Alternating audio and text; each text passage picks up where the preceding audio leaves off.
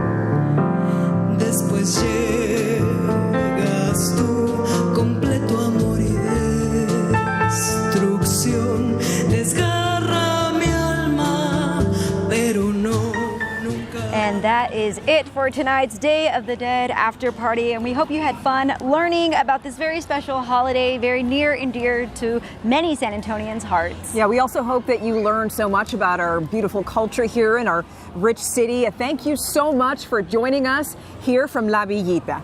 Good night.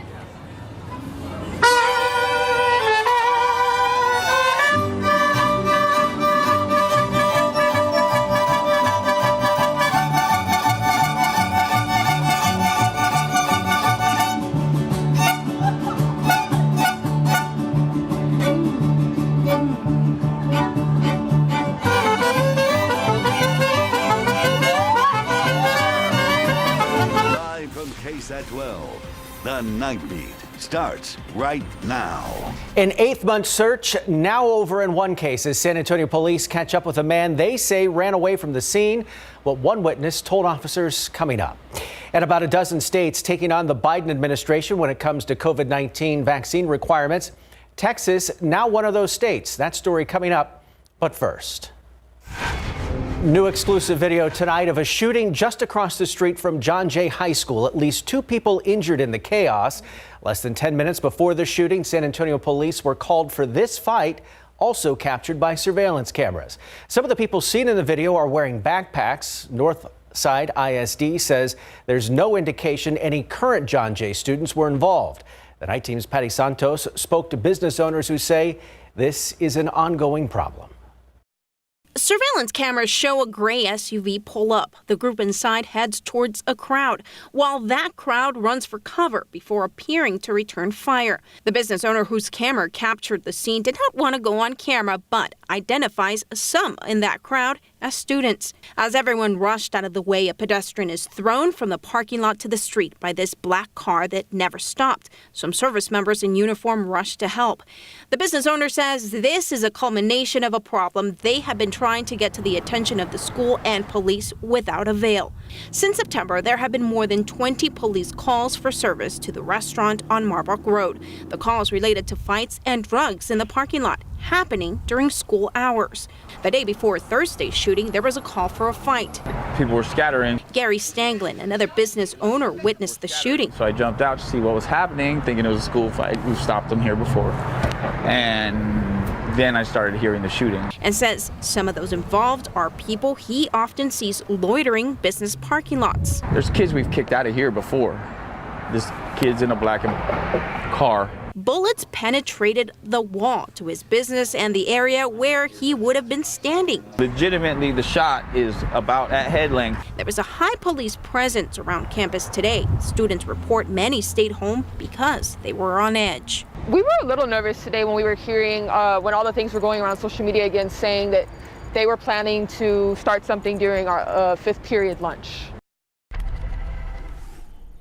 And again, business owners that we spoke with say that they're concerned that students are allowed to leave campus without police to watch them. They would like to see something change after this latest incident. We did reach out to District 4's office for comment. We have not yet heard back. If you have any information on the shooting that took place yesterday, call police. Tim? Thank you, Patty. Now to a Nightbeat update. Police catch up with a hit-and-run suspect 8 months after the crash happened. According to the affidavit, investigators learned that suspect had several alcoholic drinks the night of that crash. Police began their search for 31-year-old Gerardo Hinojosa Rueda in February after he ran away from the scene of the crash. They caught up with him this week. A passenger riding with Hinojosa Rueda told officers the suspect had 4 to 5 beers and a half bottle of cognac before hitting 2 vehicles that night. One of the vehicles had 2 children inside. That family was taken to the hospital for treatment. Lawyers are preparing to file a lawsuit regarding that deadly drag race in Kerrville last weekend. 3 people killed, 2 of them impacting one family. An out-of-control car left the track, hitting several people, including 8-year-old Santiago Martinez and his aunt, 46-year-old Rebecca Cedillo. Both died from their injuries. Martinez laid to rest yesterday. One of his older siblings speaking with us today. He was an amazing little brother. That kid always made me laugh. I don't know how. He was grateful for everything. Kerrville police so far have not filed any charges. Earlier this week, they said there was no criminal component to their investigation at this point. Family attorneys believe someone should be held responsible. They hope to file a lawsuit in the next week or so. My clients that Miss Cedillo and Santiago had stepped down from the trailer and that they were proceeding to the concession area exactly at the moment when the Ford Mustang lost control. Now, there is a long list of possible defendants. They include the event organizer, Flying Diesel, the city of Kerrville, Kerr County, the insurance company for the event vendors, the driver of the Mustang, and even possibly the owner of that Mustang. Another hurdle to overcome in the pandemic, the Food and Drug Administration approved Pfizer's COVID-19 vaccine for children ages 5 to 11. It is 1/3 the dose of the vaccine used in adult doses. Pfizer working now to get the vaccine out to everyone. We have work ongoing to extend the vaccine to even younger children, and we hope to begin to provide some of that data by the end of this year and into next year. With a focus on children between 5 and 11 right now, the White House has a plan already in place for distributing those vaccines to children. The CDC will meet to discuss the vaccine next week. If it's approved, shots could begin going into arms as soon as next Wednesday.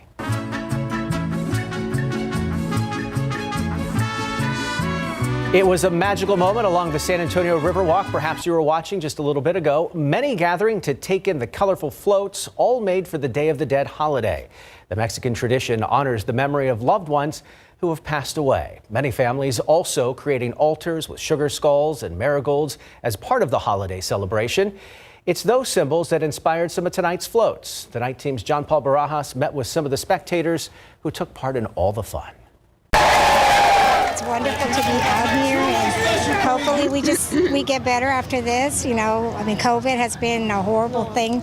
The Day of the Dead parade is back and in person after having to go virtual last year because of the pandemic, and it didn't disappoint. First-timers and those who have made the parade a tradition were all enjoying the experience and in full wardrobe. And it's just grown over the years, and we just keep coming back every year. This is the first time we've come dressed with makeup to just get into it. The amazing food, drinks, and art on display were big attractions, and who could forget about the line of beautiful floats made by local artists. I made sure to get good seats right there at La Villita to see the stage and everything. But those who came to celebrate won't let you forget the true meaning of Dia de los Muertos. Family. Generations go by, you forget about your great-grandparents, great-great-grandparents. To be like, no, people were here, people we care about, we still love them. We want the spirits of our past loved ones to come and visit the home again. The event showcased ofrendas or altars to welcome back loved ones from the dead. Art is stunning, like The altar behind you is just like amazing. Happy Dia de los Muertos. Happy Dia de los Muertos. That's it. Dia de los Muertos is traditionally celebrated on November 1st, but some families have already set up altars honoring their past loved ones. And on the west side, there will be a large community altar that you can check out at the Rinconcito de Esperanza. John Paul Barajas, KSAT 12 News. Thank you, John Paul. Still ahead on the Nightbeat, one home taking some inspiration from the Day of the Dead, where you can find this display. And Texas facing off with the Biden administration. It's just one of several states fighting COVID-19 vaccine requirements. That story coming up. Plus, signs on the motel say guns are not allowed, but that wasn't enough to keep a murder from happening in one of the rooms. That story still to come on the Nightbeat.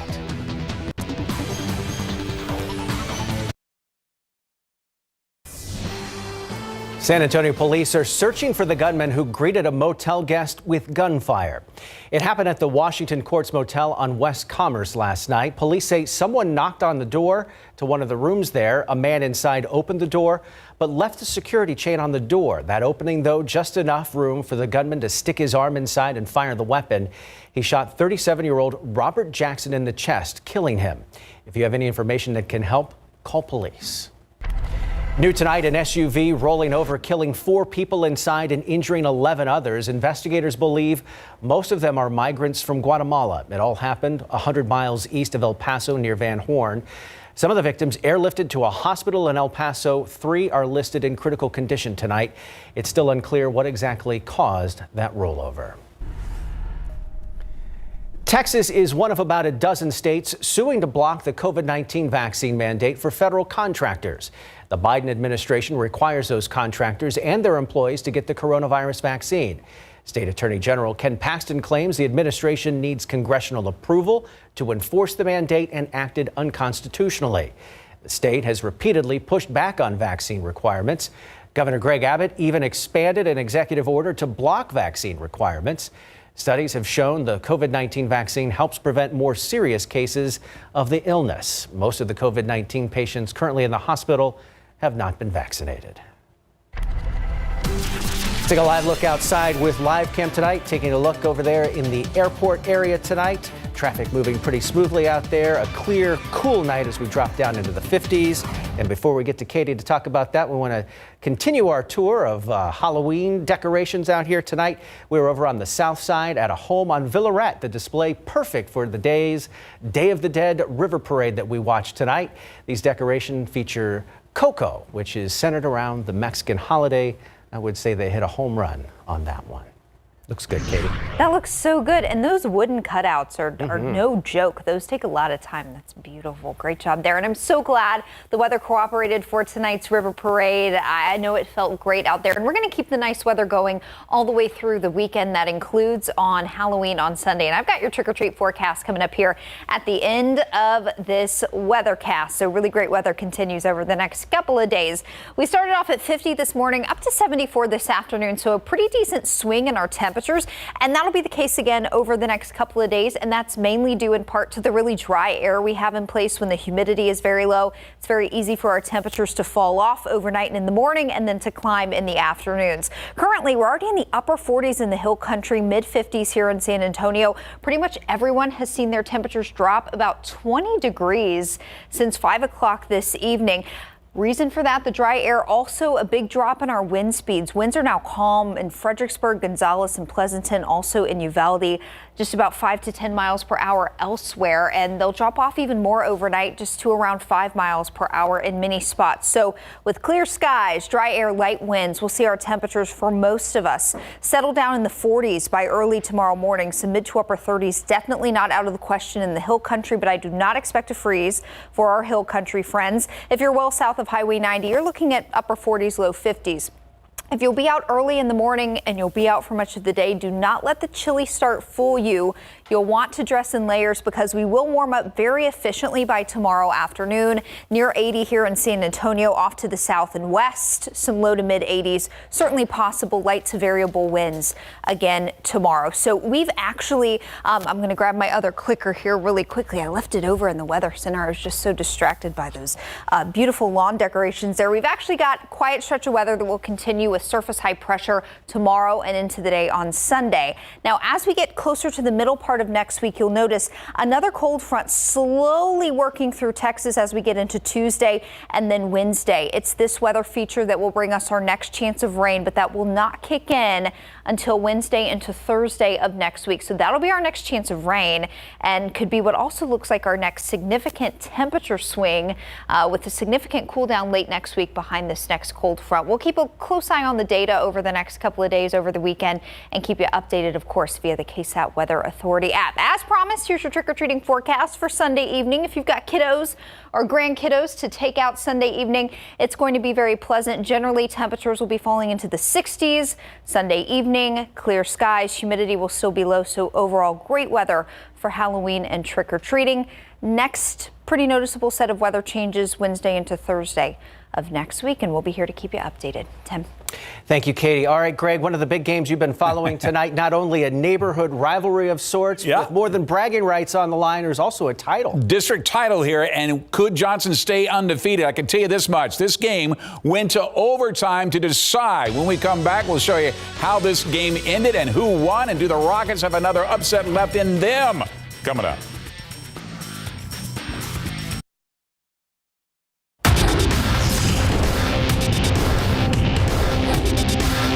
We're the Johnson cheerleaders, and you're watching big game coverage on KSAT 12. Let's go, Johnson!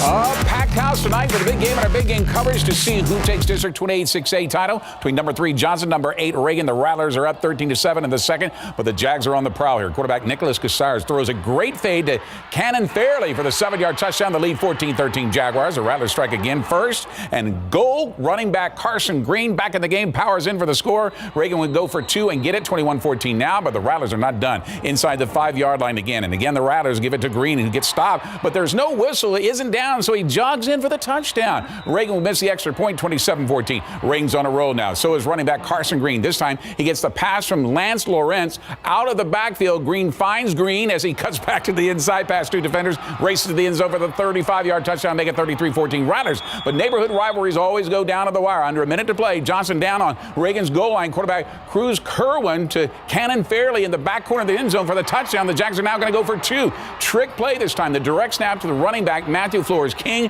flips it back to Ty Hawkins, who then finds Alejandro Tavares in the end zone to send this game into overtime, tied at 43. Here's your game winner. It's a 42-yard field goal by Harrison Stone, and yes, it is good. Johnson survives 46-43 in overtime. That was unbelievable. I could not believe it at all. But I knew that I had faith in my team. I knew that we were going to pull out a victory.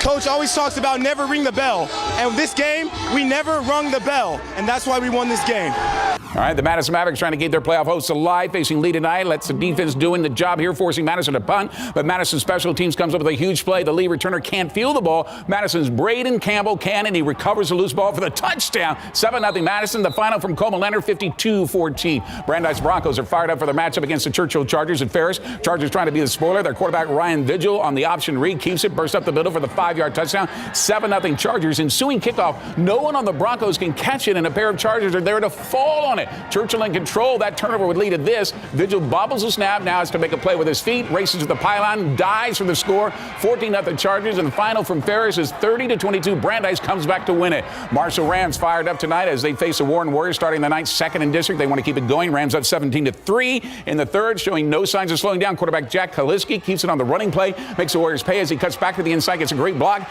All the way to pay dirt. 39 yards, 24-3. Let's go to the big game coverage scoreboard to see if that is a final. And Warren right here over, I should say Marshall over Warren, 45-17. Brandeis over Churchill, 30-22. Elsewhere in Week 10, Johnson outlasts Reagan in overtime, 46-43. Madison over Lee, 52-14. After pulling off the upset of the year so far at Smithson Valley last week, the Judson Rockets looking to do the same against another undefeated and the number 2 ranked Steel Knights tonight. The Rockets blast off. Quarterback Michael Burrows throws a bomb to the end zone for Anthony Evans, who makes a great grab over the defender. 47-yard touchdown. Judds up for 7-0, but the Rockets trail in the fourth now, 28-24, looking for the go-ahead go-ahead score, but Josh Farner strips the ball from the running back and returns this 66 yards for the eventual game-winning score. The Knights in Judson's 44 year of non-losing seasons. They win at 35-30. The Wagner Thunderbirds on the road tonight to face South San at Bobcat Stadium. Bobcats with the ball first, but not for long. Wagner safety Darius Burley reads the play. Watch him jump in front of the pass for the interception, and there is nothing but end zone in front of him after this. A 40-yard pick six puts Wagner up 7-0 in the first. A final from South San, 49-6. Number 12, New Braunfels takes the field at Lenoff Stadium, ready to face Clemens. Unicorns up 28-0 at the half. Rolling in the third, Ben James reads the quarterback's eye, steps in front for the interception.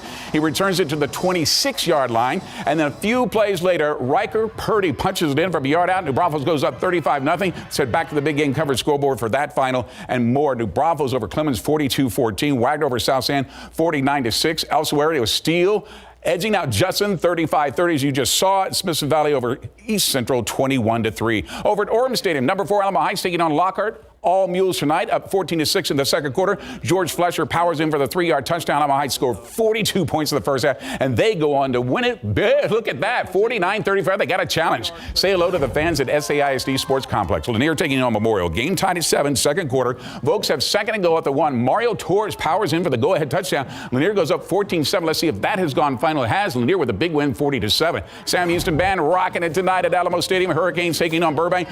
Bulldogs down by 11 early in the third quarter. Matthew Cortez takes a handoff, finds a seam, bursts into the clear for the 53-yard touchdown run. Burbank now trails 24-19. The final from the rock pile is in, 32-25. Sam Houston with the win. The Jefferson Band in the Halloween spirit as they take on the Kennedy Rockets. The Rockets on the Jefferson 22, up 7-0 when we arrive. Quarterback Joseph Simmons keeps it on the option read and turns it back up inside for a gain of 13 yards to the Jefferson 9. Kennedy stays on the ground. Running back Randy Contreras powers his way in, 10 yards to the touchdown, 14-0 Kennedy. Back to the big game coverage scoreboard for that final. Kennedy with the big shutout tonight. 52-0 is Lanier over Memorial, 40-7, helping their playoff chances. How about Sam Houston over Burbank, 32-25. Alamo Heights over Lockhart, 49-35. Here comes McCollum, ready to take on Veterans Memorial at Harlandale Memorial Stadium. The Patriots hanging on to that 4th playoff spot. Cowboys strike first here inside the handoff to Mac Castile. He fights over the goal line for the 5-yard score, 7-0 McCollum. But Veterans Memorial answers on the very next drive. Alex Alva goes deep for James Peoples, and he's got it in stride, 50-yard touchdown. The Patriots scored 35 straight points. Let's see if that has gone final. See if Veterans Memorial pull that out,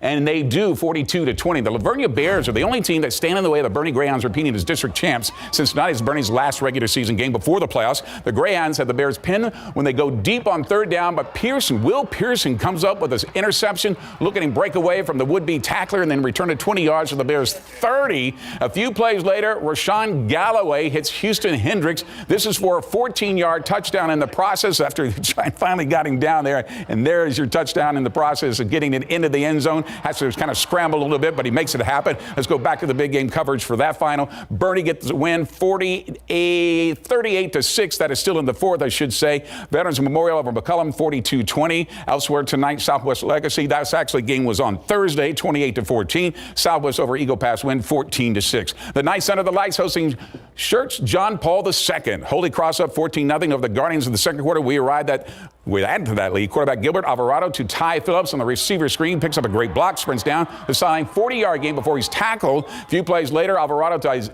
Isaiah Flores out of the backfield for the 4-yard touchdown. Let's say go for 2. They get it, 22-0 Holy Cross. Back to the big game coverage scoreboard for more. Holy Cross with the shutout, 41-0. Houston St. Pius over San Antonio Christian, 55-7. Elsewhere, Tombo Concordia over Antonian. That was on the road tonight, 17-10. And Somerset over Pleasanton, 35-28. With much more to come, including our big game coverage road trip, fan cam, more eyes, and more scores. But first, let's listen to the Churchill Chargers marching band.